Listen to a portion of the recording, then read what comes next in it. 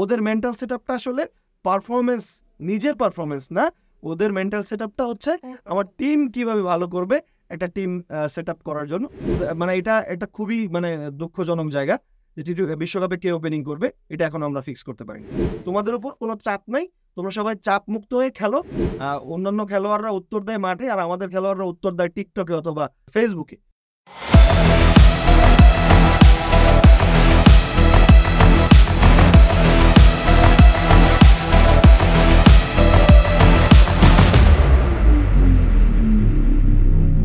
Hello viewers, আপনাদের সবাইকে welcome করছি স্পোর্টস 24/7 এর নিয়মিত আয়োজন লেটস টক ক্রিকেটে। সামনে আসছে টি-20 ওয়ার্ল্ড কাপ এবং যারা ক্রিকেট প্রেমীরা রয়েছেন তারা এখন থেকে কিন্তু উন্মাদ, কি হতে যাচ্ছে, কি হবে, আসলে কি আমার পছন্দের দল জিতবে নাকি আরও অন্য কেউ, অনেক কিছু ব্যাপার আছে, অনেক এক্সাইটমেন্ট রয়েছে। আমিও আপনাদের সাথে অনেক বেশি এক্সাইটেড, তাই তো এই শো আপনাদের সাথে পুরো সময় জুড়ে আছি আমি তমা রশিদ, এবং প্রতি পর্বে কিন্তু আমাদের সাথে থাকছেন আপনাদের পছন্দের একজন যিনি ভীষণ ক্রিকেট প্রেমী আপনাদের মতোই, উন্মাদ খেলা নিয়ে। তিনি হচ্ছেন মাহবুব নাহিদ। স্বাগত জানাচ্ছি, কেমন আছেন? জি আলহামদুলিল্লাহ ভালো আছি। খুবই আপনার মতো আমিও আসলে খুবই উত্তেজিত। সামনে টি-20 ওয়ার্ল্ড কাপ এবং পরে আবার কোপা আমেরিকা, তারপরে euro, champions league final, Olympic, মানে খেলাধুলার একটা মানে পুরো একটা সিজন যাচ্ছে আর কি, উৎসব। আমার মনে হয় খেলাধুলা প্রেমীদের জন্য এটা একটা অন্যরকম ব্যাপার। বিশেষ করে আপনার সাথে আমার অনেকদিন ধরে কথা হচ্ছিল যে খেলা হচ্ছে কি হবে, এবং আমাদের কিন্তু অনেকদিনের একটা প্রস্তুতি ছিল এই খেলা নিয়ে, যে এই টি-20তে কি হতে যাচ্ছে, কি হবে, একটা দীর্ঘ আলোচনা। এই আলোচনা আসলে এখন দর্শকদেরও শোনা দরকার বা জানা দরকার। প্রথম যে জিনিসটা আসলে আপনার কাছ থেকে জানতে চাই, কারণ আপনি খেলাধুলা নিয়ে অনেক বেশি রিসার্চ করেন, সো এই যে টি-20 ওয়ার্ল্ড কাপটা আসতে যাচ্ছে, সেখানে কোন দলে জেতার সম্ভাবনা রয়েছে বা কি মনে হচ্ছে কি দৌড়ে এগিয়ে থাকবে? ধন্যবাদ। টি-20 ওয়ার্ল্ড কাপ জুনে শুরু হচ্ছে। তো টি-20 ওয়ার্ল্ড কাপটা এই কোন দল আসলে এগিয়ে আছে বা কোন দলের সম্ভাবনা বেশি আছে, এটা নিয়ে অনেক আসলে রিসার্চ করেছি। কিন্তু ব্যাপার হচ্ছে খেলা আসলে এমন একটা জিনিস যে আপু, আমি আসলে আপনাকে বলে দিলাম যে এখন এই দলটা চ্যাম্পিয়ন হবে, বাট আসলে খেলার মাঠে অন্য কিছু ঘটে। গোল বলের খেলা, অনেক ধরনের ইকুয়েশনস থাকে। তো আমি কিছু পয়েন্ট বের করেছি যে কেন আমি কোন দলকে এগিয়ে রাখছি। প্রথমত আমি কন্ডিশন, এবার খেলা হচ্ছে ইউএসএ এবং ওয়েস্ট ইন্ডিজে। তো ইউএসএতে আসলে যে টেম্পারেচারটা থাকে ওখানে 15-16 ডিগ্রি টেম্পারেচার থাকে, যেটা আমাদের ভারতীয় যে সাবকন্টিনেন্ট আমরা যেটা বলি, বিশেষ করে আমাদের ভারতীয় সাবকন্টিনেন্টে আমরা যে কটা দল, বাংলাদেশ, পাকিস্তান, ভারত, শ্রীলঙ্কা, আমাদের এখানে তাপমাত্রা কিন্তু নর্মালি অনেক বেশি। তো খেলাধুলার ক্ষেত্রে আসলে কিন্তু ওয়েদার কন্ডিশন বড় একটা ফ্যাক্ট।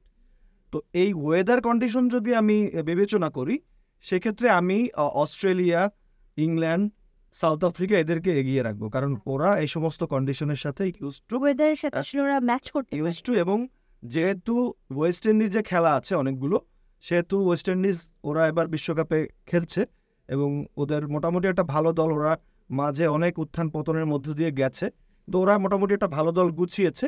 তো সেই হিসেবে ওয়েস্ট ইন্ডিজকেও ওদের হোম গ্রাউন্ডে খেলা, হোম কন্ডিশনে খেলা, সেই হিসেবে ওয়েস্ট ইন্ডিজকেও এগিয়ে রাখা যায়।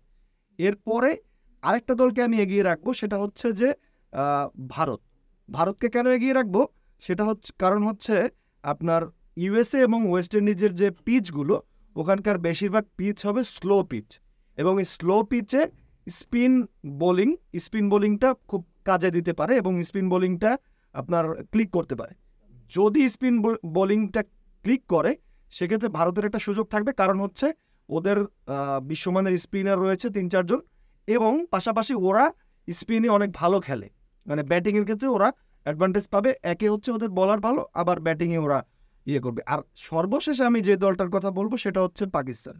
কারণ হচ্ছে পাকিস্তান এমন একটা দল যে ওদেরকে আপনি কখনোই কোনো ওয়ার্ল্ড কম্পিটিশনে আউট রাখতে পারবেন না, কারণ ওদের কন্ডিশন খারাপ, ওদের দলের মধ্যে অনেক সমস্যা, শত সমস্যার মাঝেও একটা বড় টুর্নামেন্ট, আইসিসি টুর্নামেন্ট, দেখবেন পাকিস্তান কোনোভাবে হঠাৎ করে জ্বলে উঠেছে।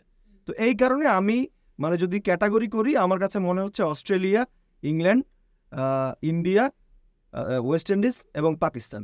সাউথ আফ্রিকাকে আমি রাখতাম, সাউথ আফ্রিকাকে আমি রাখবো না, কারণ ওদের হচ্ছে স্কোয়াড ডেপথটা আমার কাছে পছন্দ হয় নাই। আমার কাছে মনে হচ্ছে ওদের বেস্ট 11 হিসেবে ভালো, কিন্তু ওদের পুরো একাদশে আসলে ব্যাকআপ খেলোয়াড় নেই। এই কারণে আমি সাউথ আফ্রিকাকে আসলে হট ফেভারিটে রাখতে চাচ্ছি। আচ্ছা, সো আপনি বলছিলেন যে অনেক ইকুয়েশনস থাকে, তারপরও এখনো বলা যাচ্ছে না যে আসলে কোন দলটা জিততে পারে। বাট আপনার যে অ্যানালাইসিস সেটা থেকে মনে হলো যে আপনি খুব টু দ্য পয়েন্টে ছিলেন এবং খুব গভীর একটা অ্যানালাইসিস। জি। তো এই যে যারা খেলছে প্রত্যেকটা দলই কিন্তু আলাদা একটা ট্রেনিং নিচ্ছে, একটা মানে প্রশিক্ষণে থাকছে। জি। তো আপনার কাছে কি মনে হয়েছে যে কোন দলের প্রশিক্ষণটা ভালো ছিল, বা প্রশিক্ষণের দিক থেকে কারা খুব বেস্ট পারফর্মার হতে পারে বলে আপনার কাছে মনে হচ্ছে? এটা ফ্যাক্ট। আসলে যখন বড় ইন্টারন্যাশনাল সিরিজ বলি বা হচ্ছে বড় যে টুর্নামেন্টগুলো হয়, এর আগে টিমগুলো হচ্ছে প্র্যাকটিস করে। প্র্যাকটিসের পাশাপাশি আপনি খেয়াল করে দেখবেন যে ইদানিং বিভিন্ন জায়গায় এটা শুরু হয়েছে যে খেলোয়াড়দেরকে মনস্তাত্ত্বিক প্রশিক্ষণ দেওয়া হচ্ছে। এটা কিন্তু আমাদের বাংলাদেশেও সেশন হয়েছে, বাংলাদেশেও আমরা দেখেছি। এর পাশাপাশি আরও একটা ট্র্যাডিশন শুরু হয়েছে, এটা পাকিস্তান বিশ্বকাপের আগে করেছে। তারা কিন্তু সেনা ক্যাম্পে ট্রেনিং করেছে। রমজান মাসে আমরা দেখলাম ওরা সেনা ক্যাম্পে সেনাবাহিনীর যে মানে ফাউন্ডেশন ট্রেনিংটা হয়, ওরা ওই ট্রেনিংটা করেছে এবং আমার কাছে এই আইডিয়াটা খুবই ইউনিক লেগেছে। এর পাশাপাশি আমি আরেকটা জিনিস বলবো, সেটা হচ্ছে নিউজিল্যান্ডের কথা বলবো। নিউজিল্যান্ডকে দেখলাম ওরা পাকিস্তানের সাথে ওদের একটা সিরিজ আছে, সেখানে ওরা ওদের বেস্ট প্লেয়ারদেরকে পাঠায় না পাঠিয়ে ওরা ওদের বেস্ট প্লেয়ারদেরকে আইপিএল খেলাচ্ছে। তো এটা আমার কাছে মনে হয় যে এটা ওদের একটা ট্যাকটিক্স মনে হয়েছে আমার কাছে, যে আমি পাকিস্তানের সিরিজটাকে গুরুত্ব না দিয়ে আইপিএল যেহেতু একটা বিশ্বমানের সিরিজ টুর্নামেন্ট, আমি আইপিএলে আমার প্লেয়ারদেরকে খেলালাম, ওরা টি-20-র একটা আমেজের মধ্যে থাকলো। পাশাপাশি আমরা দেখলাম অন্যান্য দেশের খেলোয়াড়রাও কিন্তু, আমি যদি বলি সবারই আসলে এখন প্রশিক্ষণ হচ্ছে আইপিএলে। কারণ আপনি যদি সাউথ আফ্রিকার কথা বলেন, সব ওদের বড় বড় খেলোয়াড়রা সবাই আইপিএলে খেলছে, অস্ট্রেলিয়ান সবাই আইপিএলে খেলছে। আরেকটা জিনিস ব্যাপার হচ্ছে যে স্কোয়াডেরও ব্যাপার আছে। স্কোয়াড যারা ঘোষণা করেছে তাদের ক্ষেত্রেও এরকম একটা ব্যাপার আছে যে অস্ট্রেলিয়ার স্কোয়াড নিয়ে আলোচনা হয়েছে যে ওরা কোনো আবেগ বিবেক বা আবেগের ধার ধারে না। আমরা যেটা বলি যে আমরা অনেক আবেগের ধারধারী, অমুক আমাদের অনেক সিনিয়র খেলোয়াড়, এই আবেগটা আমাদের মধ্যে কাজ করে, কিন্তু ওদের কাছে কিন্তু কোনো আবেগ নাই। ওদের কাছে খেলাটা একটা জাস্ট প্রফেশনালিজম। ওরা স্টিভেন স্মিথকে বাদ দিয়ে, সেটা নিয়ে বিশ্বে বহু আলোচনা হয়েছে যে স্টিভেন স্মিথকে বাদ দিয়েছে কারণ হচ্ছে, এটা ছোট্ট একটা উক্তি বলি, সেটা হচ্ছে ও মানে এটা হচ্ছে একটা জাস্ট একটা প্রবাদের মতো। যখন ভারতীয় একটা ছেলে ক্রিকেট খেলে ঘরে ফেরত আসে, তখন মায়েরা জিজ্ঞেস করে যে তুমি কত রান করেছো বা কত উইকেট পেয়েছো। বাট যখন অস্ট্রেলিয়ান একটা ছেলে ক্রিকেট খেলে ঘরে ফেরে, তখন ওর মায়েরা জিজ্ঞেস করে তোমার দল কি জিতেছে নাকি হেরেছে। মানে আমি যেটা বোঝাতে চাচ্ছি যে that's the mental set up. ওদের মেন্টাল সেট আপটা আসলে পারফরমেন্স, নিজের পারফরমেন্স না, ওদের মেন্টাল সেট আপটা হচ্ছে আমার টিম কিভাবে ভালো করবে, একটা টিম সেট আপ করার জন্য। তো আমার কাছে সবার সবার প্রস্তুতি মনে হচ্ছে, সবাই বিভিন্নভাবে প্রস্তুতি নেওয়ার চেষ্টা করছে।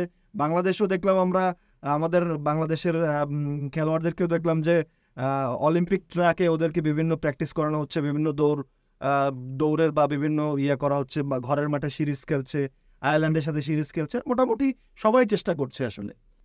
তবে পাকিস্তানের যে সেনা ক্যাম্পের ট্রেনিংটা, এই ট্রেনিংটা আমার কাছে ইউনিক লেগেছে। ওকে, পারফরমেন্স নিয়ে একটা কথা বলছিলেন যে আমরা যদি পারফরমেন্সটা একজনের ভালো থাকে পুরো দলের উপর প্রভাব পড়ে, আবার দেখা যাচ্ছে যে একজনের পারফরমেন্স খারাপ হলে পুরো দলের উপর পড়ে, কারণ একটা সম্মিলিত কাজ। আবার ইমোশনটাকে একটু বাইরে রাখা এবং প্র্যাকটিক্যালি ভাবা। তো পারফরমেন্সের দিক থেকেও আপনি অনেক অ্যানালাইসিস করেছেন, কে কেমন পারফরমেন্সের দিক দিয়ে এগিয়ে আছে বা কেমন ট্রেনিং এগিয়ে আছে। আপনার কাছে কি মনে হচ্ছে যদি পারফরমেন্সের দিক থেকে যায়, কে এগিয়ে আছে, কিংবা বাংলাদেশ দলকে যারা সে রিপ্রেজেন্ট করছে তাদের মধ্য থেকে কার কেমন পারফরমেন্স? জি, ধন্যবাদ আপু। ব্যাপার হচ্ছে কি, টি-20 খেলাটা এরকম, এটা কিন্তু ওয়ান ম্যান শো হতে পারে। টি-20 খেলাটা একজন পুরো ম্যাচ ঘুরে দিতে পারে, কারণ একজন ব্যাটসম্যান দাঁড়ায় গেল, কেউ একজন 30 বলে 70-80 রান করে ফেললো, কিংবা একটা বোলার এসে এক ওভারে 2-3টে উইকেট নিয়ে নিল, না মানে একজন পারফর্ম করলেই কিন্তু পুরো খেলা আসলে হয়ে যায়, মানে পুরো খেলা চেঞ্জ হয়ে যেতে পারে। সেক্ষেত্রে আমি যদি মানে বাংলাদেশের প্রেক্ষাপটে চিন্তা করি, আমাদের বাংলাদেশে মোটামুটি এখন টি-20-তে পারফর্ম করার মতো কয়েকজন খেলোয়াড় কিন্তু হয়েছে। আমি যদি প্রথমেই বোলিংয়ের দিকে যাই, আমি অনেকেই আমার এই কথার সাথে একমত হবে না হয়তোবা, কিন্তু আমি বলতে চাই যে এবার মুস্তাফিজুর রহমান, ওর একটা ভালো চান্স আছে এই বিশ্বকাপে ভালো করার। সেটা কেন আছে সেটা আমি বলছি। আমি আইপিএলের মুস্তাফিজের সবগুলো খেলা দেখেছি। আইপিএলে মুস্তাফিজ চেন্নাইয়ের মাঠে যে ম্যাচগুলো খেলেছে, সেই ম্যাচগুলোতে মুস্তাফিজ ভালো করেছে, রান কম দিয়েছে, উইকেটও পেয়েছে। এই জন্য আপনার যেহেতু ওয়েস্ট ইন্ডিজ এবং আমি কিন্তু আগেই বলেছি ওয়েস্ট ইন্ডিজ এবং ইউএস এর পিচ কন্ডিশনের কথা, ওখানে স্লো উইকেটে খেলা হয়। তো এই সমস্ত উইকেটে মুস্তাফিজ ওর যে স্টক ডেলিভারি, কাটার বলগুলো, এগুলো কিন্তু ভালো কাজে লাগাতে পারে। আমরা দেখছি মুস্তাফিজ এক্সপ্রেস উইকেটগুলোতে ভালো কিন্তু অত ভালো কাজে লাগাইতে পারে না ওর বলগুলো, বাট স্লো পিচে মুস্তাফিজ ভালো করে। সেক্ষেত্রে আমার মনে হচ্ছে যে মুস্তাফিজ ভালো করবে। এবং আরেকজনকে আমি বলবো, বোলিং লাইনে আরেকজনকে আমি এগিয়ে রাখবো, নট তাসকিন, শরীফুল, অন্য কাউকে না, আমি আরেকজন স্পিনারকে এগিয়ে রাখবো, সেটা হচ্ছে শেখ মাহাদি। শেখ মাহাদিকে কেন এগিয়ে রাখবো? শেখ মাহাদি হচ্ছে শেখ মাহাদি এবং মেহেদী হাসান মিরাজ, এই দুইজনের মধ্যে কিন্তু একটা ভালো কম্পিটিশন ছিল যে কে আসলে টি-20 দলে জায়গা পাবে। কিন্তু শেখ মাহাদি একটা কারণেই টি-20 দলে জায়গা পাচ্ছে, ওর বোলিং এর কারণে। ও কিন্তু ব্রেক থ্রু বলার, এবং সে হচ্ছে পিচের কন্ডিশন কাজে লাগিয়ে এবং ব্যাটসম্যানের মুভমেন্ট দেখে দেখে বল করে স্পটে, মানে ওর বলের স্পটগুলো সুন্দর। সে আহামরি টার্ন না পেলেও সে কিন্তু স্পটে বল করতে পারে, ভালো স্পটে বল করতে পারে, যেটার কারণে সে হচ্ছে ভালো উইকেট পায়। তো এই ক্ষেত্রে আমি দুইজনকে এগিয়ে রাখবো। পাশাপাশি আমি মানে মানে সবচেয়ে গুরুত্বপূর্ণ যেটা বিষয়, টি-20 হচ্ছে ব্যাটিং এর ক্ষেত্রে 6 ওভারের খেলা।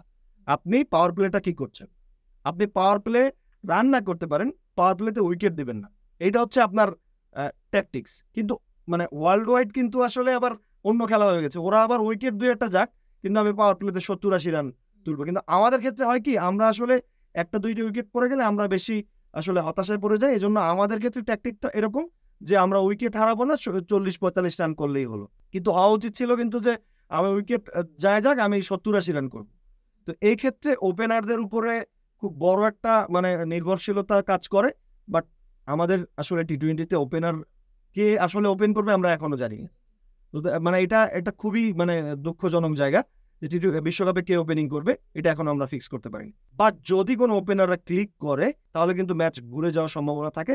সেই ক্ষেত্রে আমি তানজিদ তামিম, ও নতুন শুরু করেছে, জিম্বাবুয়ে সিরিজেও ডেবু হয়েছে, তো তানজিদ তামিমের একটা ভালো সম্ভাবনা আছে, ও স্ট্রোক খেলতে পারে। আমার কাছে মনে হয় যে তামিম যদি শুরুতে কিছু রান এনে দিতে পারে, বেশি না, ও যদি 30 রানও করে, বাট সে যদি 12-15 বলে 30 রান বা 16-17 বলে 30 রান করে দিতে পারে, আমার মনে হয় গেম চেঞ্জ করার ক্ষমতা আছে। এবং শেষ দিকে আমি আরেকজনের উপরে ভরসা রাখতে চাই, সেটা হচ্ছে যে রিশাদ। রিশাদ কিন্তু স্পিন বল ভালো খেলে, আমরা দেখলাম যেটা শ্রীলঙ্কার সাথে, সে কিন্তু স্পিন বলে এবং হাসারাঙ্গা থিকসানার মতো বোলারদেরকে সে বেদর প্যাটার্ন পিটিয়েছে। তো রিশাদকে কাজে লাগাতে হবে, রিশাদ হতে পারে আমাদের গেম চেঞ্জার। তো পারফরমেন্সের বিচারে আমি এই 4 জনকে গেম চেঞ্জার হিসেবে আমি আমার বাংলাদেশ দলে রাখতে চাই, শেখ মাহাদি, মুস্তাফিজ, রিশাদ এবং হচ্ছে তানজিদ তামিম। এবং বাকিটা আসলে পরবর্তীতে খেলার মাঠে দেখার বিষয়। আমি এখন থেকে একটা চাপ অনুভব সিচুয়েশন ডিমান্ডস, আসলে খেলার সিচুয়েশনে কিন্তু অনেক কিছু অনেক সময় অনেক সিদ্ধান্ত নিতে হয়। কোচ ক্যাপ্টেনরা কিন্তু খেলার সিচুয়েশন বুঝে অনেক সময় অনেক চেঞ্জ আনে, ট্যাকটিক্সে চেঞ্জ আনে, একাদশে চেঞ্জ আনে, আসলে ব্যাটিং অর্ডারে চেঞ্জ আনে, এটা সিচুয়েশন ডিমান্ড। আমার মনে হয় যে আমার মধ্যে সবাই এখন একটা চাপ অনুভব করছে, সবাই করবে, সবাই যাচ্ছে। Sure. তো মূলত শিরোপা জয়ের জন্য তো এত সব প্রস্তুতি, আপনার কাছে কি মনে হচ্ছে কোন দল এবার এগিয়ে থাকবে শিরোপা জয়ের ক্ষেত্রে? আমি তো আগেই বলেছি অস্ট্রেলিয়া, ইংল্যান্ড, ওরা আসলে হয় কি, বিশেষ করে অস্ট্রেলিয়ার কথা বলতেই হয়। অস্ট্রেলিয়া হচ্ছে আপু আইসিসি ইভেন্টের বস, মানে ওদের কোনো মানে স্টার প্লেয়ার লাগবে না, ওদের কোনো স্ট্যাট লাগবে না, ওদের আগে থেকে কোনো প্রেডিকশন আপনার করতে হবে না। ওরা আইসিসি ইভেন্টে যাবে, দেখবেন যে কিভাবে ওরা ইভেন্টটা তুলে নিয়ে এসছে। সেটা আমরা গত ওডিআই বিশ্বকাপে দেখলাম। মানে আমার মনে হয় বিশ্বের 98% মানুষ যারা ক্রিকেট পছন্দ করে সবাই ধরে নিচ্ছে যে ইন্ডিয়া এবার ওয়ার্ল্ড কাপ নিয়েই নিছে। বাট ইন্ডিয়ার সাথে প্রথম ম্যাচে তারা কিন্তু চোখ করছে, ইন্ডিয়ার সাথে প্রথম ম্যাচে তারা বোধহয় 192 রানে কত রানে অল আউট হয়েছে। সবাই ধারণা করছে ফাইনালেও তো এরকমই হবে, বাট কি হলো, দৃশ্য পুরো উল্টা। অস্ট্রেলিয়া ফাইনালে গেছে, ইন্ডিয়া মানে পাত্তাই পায় না। সেক্ষেত্রে অস্ট্রেলিয়াকে আপনার রাখতে হবে। আর যদি মানে এখন বর্তমানে আপনি যদি মানে একদম টিম কম্বিনেশন বিচারে যদি বেস্ট টিম আমাকে বলতে বলেন, আমি বলবো ইংল্যান্ড। ওদের টিমে সব আছে, ওদের টিমে বোলার আছে, ওদের টিমে ব্যাটসম্যান আছে, ওদের টিমে ম্যাচ ধরে খেলার প্লেয়ার আছে, ওদের টিমে হার্ড হিটার আছে, এভরিথিং আছে। সেক্ষেত্রে ইংল্যান্ডকে রাখবো। আর হচ্ছে ইন্ডিয়াকে রাখবো। আমি আগেও বলেছি যে সাউথ আফ্রিকা অনেকেই সাউথ আফ্রিকার কথা বলতে পারে, তো আমি সাউথ আফ্রিকার কথা কেন বলছি না আমি একটু ছোট্ট করে ব্যাখ্যা দেই। সেটা হচ্ছে যে ওদের ওপেনিংয়ে খেলবে হয়তো কুইন্টন ডিকক এবং রেজা হেন্ড্রিক্স, এরপরে এডেন মার্করাম। এই 3 জন ব্যাটসম্যানই নির্ভরযোগ্য ব্যাটসম্যান। যদি কোনো কারণে টি-20তে কিন্তু এটা হয় আর্লি উইকেট ডাউন, যদি কোনো কারণে ওদের আর্লি 1-2টা উইকেট পড়ে যায়, 3 জনের মধ্যে যদি 2 জনকে ওরা লুজ করে, এরপরে ওদের যে তিনজন ব্যাটসম্যান ক্লাসেন, মিলার এবং স্টাফস, তিনজনই হচ্ছে হার্ড হিটার ব্যাটসম্যান।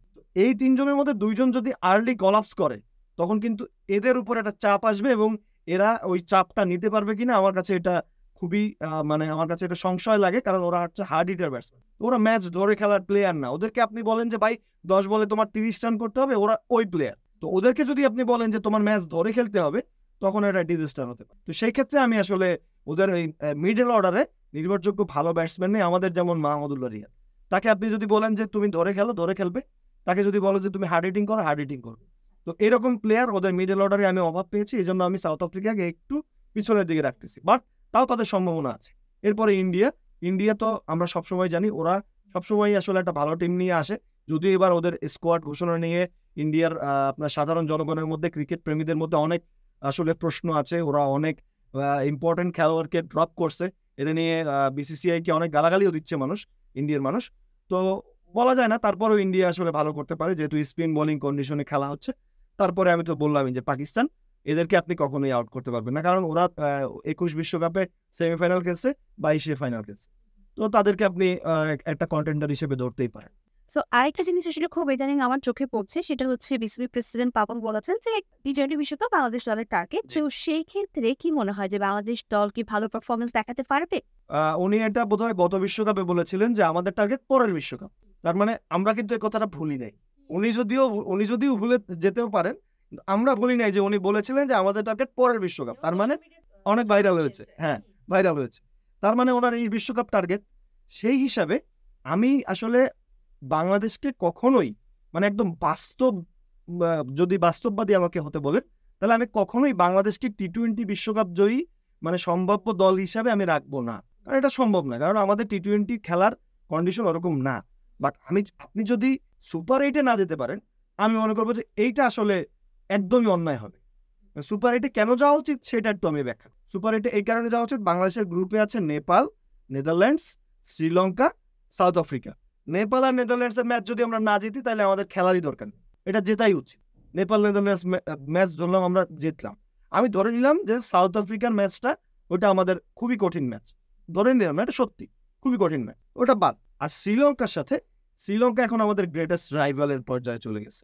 এখন খেলা হলেই শ্রীলঙ্কার সাথে আমাদের উত্তেজনা, মানে না আমরা নাগিন ড্যান্স দেই, ওরা আবার টাইম আউট সেলিব্রেশন, মানে সেলিব্রেশন নিয়েও অনেক বিতর্ক হচ্ছে। এই দুইটা ম্যাচ আমরা জিতবো, আর সাউথ আফ্রিকা এবং শ্রীলঙ্কা ম্যাচ, এই দুইটা ম্যাচ থেকে যে কোনো একটা ম্যাচ আমরা ম্যাচের কন্ডিশন অনুযায়ী, সব সিচুয়েশন অনুযায়ী আমরা এই দুইটা ম্যাচের একটা ম্যাচ বের করে আনবো, এটা আমরা আশা করতেই পারি। আর সুপার 8-এ আমি আশা রাখছি না, কারণ সুপার 8-এ আমি যেটা দেখলাম ফিকচার অনুযায়ী, সুপার 8-এ পড়লে বোধহয় বাংলাদেশ যদি ওঠে, গ্রুপ রানার্স আপ হয়ে ওঠে, তাহলে খেলা পড়তে পারে অস্ট্রেলিয়া, ইংল্যান্ড, ইন্ডিয়া অথবা পাকিস্তানের সাথে। মানে এটা আর এরপরে আর আশা করা যায় না, এর বেশি আশা করা ভুল। বাট আমি সুপার 8 আশা করতেই পারি। আরেকটা বিষয়, সেটা হচ্ছে এই বিশ্বকাপকে ঘিরে দলের অধিনায়ক বলেছে যে ভক্তরা যেন খুব বেশি একটা আশা না রাখ, এমন একটা কথা দলের মানে অন্যান্যদের প্রতিও তো একটা তাহলে চাপ আসছে বা একটা অন্য ধরনের মনোভাব আসছে। কি মনে হয় কেমন হবে তাহলে?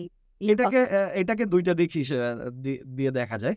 আমরা যে ক্রীড়া সাংবাদিকতা যারা করি, তারা সবাই আমরা প্রথমে নেতিবাচক ভাবেই দেখেছি, কিন্তু এটা আবার স্পোর্টস মেন্টালিটিতে আপনার দুইটা জিনিস কাজ করে।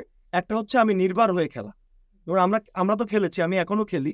তো আমি যখন খেলতে নামবো, যে আমার হারা জেতা নিয়ে কোনো চাপ নাই, বা আমার সাইড লাইন থেকে যিনি আমার কোচ আছেন তিনি বলছেন না তোমাদের এই ম্যাচ জিততেই হবে, এটা কোনো দরকার নাই, তুমি তোমার বেস্টটা দাও। এটা কিন্তু স্পোর্টস মেন্টালিটির একটা টাইপ, যে নির্ভর করে খেলা।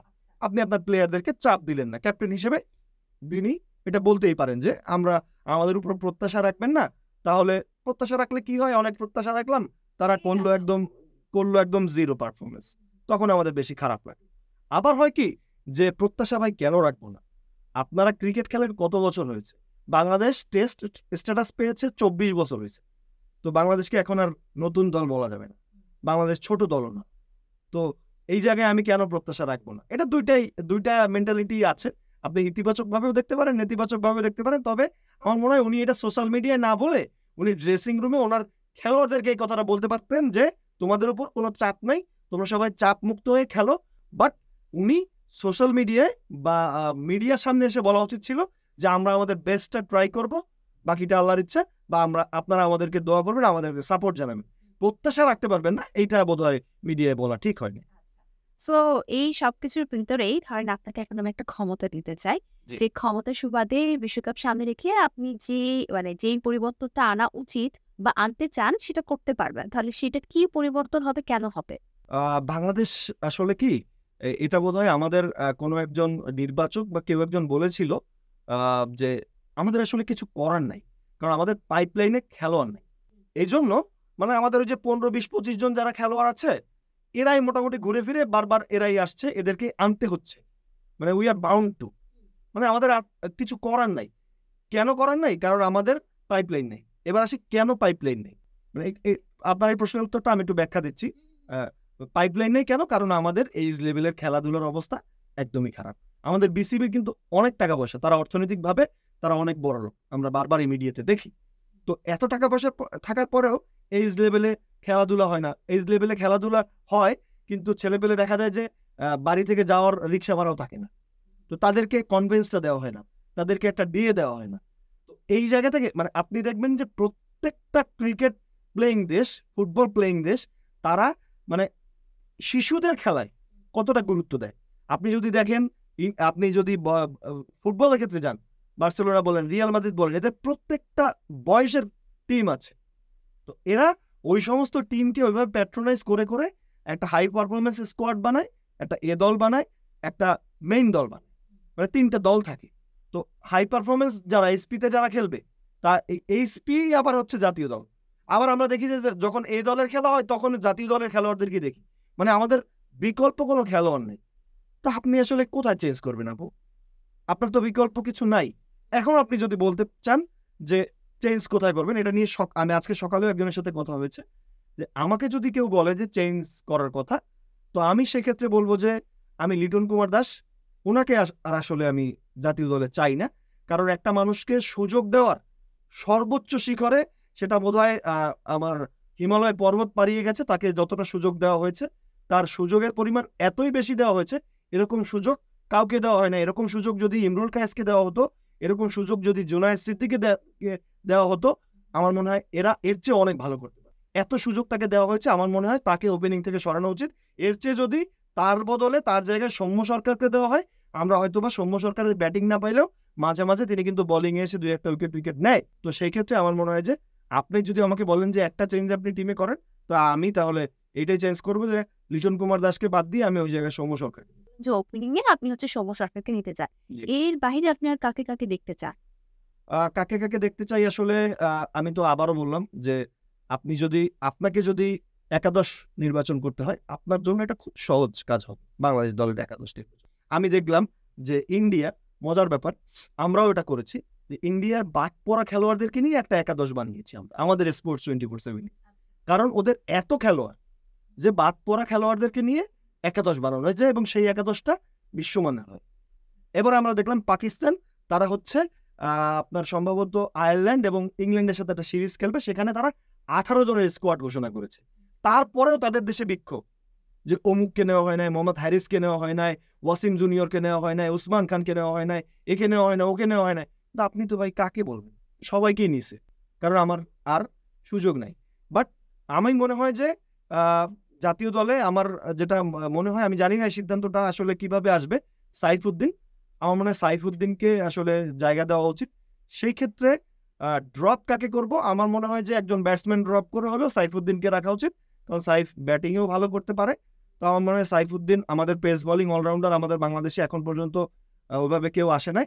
সাইফুদ্দিনের একদম সমূহ সম্ভাবনা ছিল, এখনো আছে। ছেলেটা বারবার ইনজুরিতে পড়ে, এটাও আসলে কাজ করার বিষয়, যে এত কেন ইনজুরিতে পড়ে, ওর এটা নিয়েও কাজ করা যেতে পারে।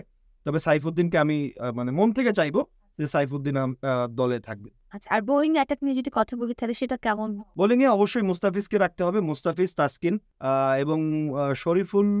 এখন শরীফুলকে নিয়ে একটা প্রশ্ন উঠে আসছে অলরেডি, অনেকেই কথা বলছে যে শরীফুল দলে জায়গা হারাতে পারেন, এটা একটা সম্ভাবনা আছে। বাট আমি মনে করি যে শরীফুলকেও রেখে আসলে শরীফুল, মুস্তাফিজ, তাসকিন, এই 3জন আসলে বেস্ট 11-এ খেলার জন্য।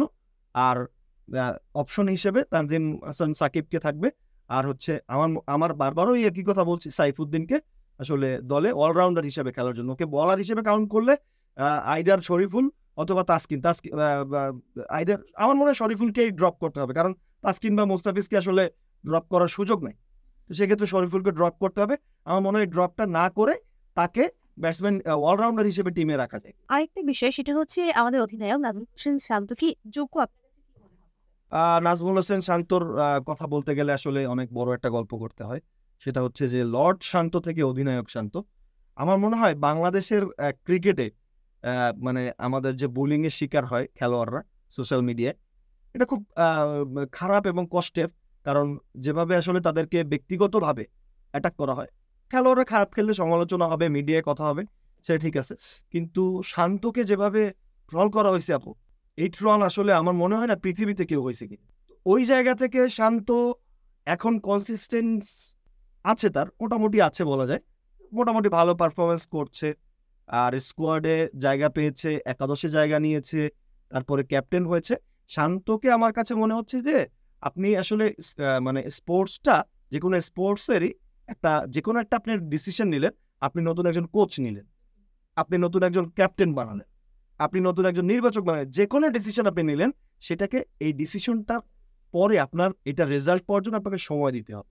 আপনি যদি মনে করেন আমি আজকেই শান্তকে ক্যাপ্টেন বানাইছি, কালকেই শান্ত আমার বিশ্বকাপ নিয়ে আসবে, এটা ভুল। কারণ খেলাধুলা হচ্ছে এটা একটা প্রজেক্ট। আপনি কোনো প্রজেক্ট, আপনি বাড়ি বানালে কি আপনি আজকেই একটা বাড়ি বানিয়ে ফেলতে পারবেন? এটা টাইম দিতে হবে প্রত্যেকটা। আপনি দেখেন, আমি আবারও ফুটবলের দিকে যেতে হয়, জোয়াকিম লোর কথা শুনে থাকবেন, জার্মানি কোচ ছিল, সে কিন্তু 20 বছর করছিল, 20 বছর কোচিং করেছেন, তাকে এতগুলো সময় দিয়েছে, তিনি বিশ্বকাপ এনে দিয়েছে। তো ব্যাপার হচ্ছে ওইটাই, আপনাকে টাইম দিতে হবে। আমার মনে হয় শান্ত, এবং আমি মাঠের ডিসিশনগুলো দেখলাম জিম্বাবুয়ের সাথে ফার্স্ট ম্যাচে fielding set up, bowling changing, এর আগে শ্রীলঙ্কার সিরিজেও দেখলাম যে শান্তর, মানে যেহেতু আমি নিজেও ক্রিকেট খেলেছি, আমিও ক্যাপ্টেন্সিও করেছি, তো অত বড় পর্যায়ে না করলেও করেছি, তো আমার কাছে মনে হচ্ছে যে ওর ডিসিশনগুলো ভালো হচ্ছে। মানে বাংলাদেশের ক্যাপ্টেন হিসেবে আমার কাছে মুশফিকুর রহিমকে তার ডিসিশন মেকিংগুলো ভালো লাগতো, এরপরে আবার আমার শান্তকে ক্যাপ্টেন হিসেবে ভালো লাগছে। এবং লর্ড শান্ত থেকে অধিনায়ক শান্ত হওয়ার যে গল্পটা, এটার জন্য তাকে স্যালুট। তিনি এত কিছু সহ্য করে এই জায়গাটা ধরে রেখেছেন, এই এতদূর পর্যন্ত এসেছেন, এটা আসলেই অনেক বড় একটা ব্যাপার, একটা গ্লোরিয়াস স্টোরি। আপনার পুরো বিষয় শুনে একটা প্রবাদে মাথায় ঘুরছে যে সবুরে মেওয়া ফেলে, তো সবুরটা করতে হবে, হ্যাঁ। অপেক্ষাটা করতে হবে। হার্ডওয়ার্ক করতে হবে আপনাকে। মানে ওই ব্যাপার হচ্ছে কি, ওই এটা নিয়েও কথা আছে, এটা নিয়েও আবার একটা কথা আছে, যেমন অন্যান্য খেলোয়াড়রা উত্তর দেয় মাঠে, আর আমাদের খেলোয়াড়রা উত্তর দেয় টিকটকে অথবা ফেসবুকে। তো এই টিকটকে ফেসবুকে আসলে উত্তর দিয়ে লাভ নেই, আপনাকে মাঠে ঘামাতে হবে।